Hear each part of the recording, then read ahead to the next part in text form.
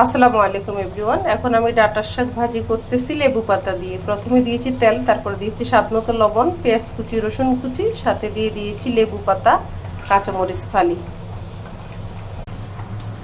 অন্যদিকে শাকগুলিকে ভালোভাবে কেটে এগুলি মোটা মোটা ডাঁটা থেকে আমি শাকগুলি নিয়েছি, একদম ফ্রেশ কচি দেখা। শাকগুলিকে কেটে সুন্দর করে কুচি করে আমি একটা কড়াইতে এটা বয়েল করে নিয়েছি, আলাদা কোনো পানি দিইনি। শাকের গায়ের পানি পেয়ে পেয়ে শাকটা সিদ্ধ হয়ে গিয়েছে। এখন আমি তেলের মধ্যে দিয়ে দিচ্ছি। শাকটা। এখন হাতল দিয়ে ভালো করে উল্টে পাল্টে দিচ্ছি। আর লেবু পাতা দেওয়ার মেন রিজন হচ্ছে ডাঁটা শাকের একটা ফ্লেভার আছে, সেটা অনেকে লাইক করে না, লেবু পাতা দিলে সেটা আর থাকে না।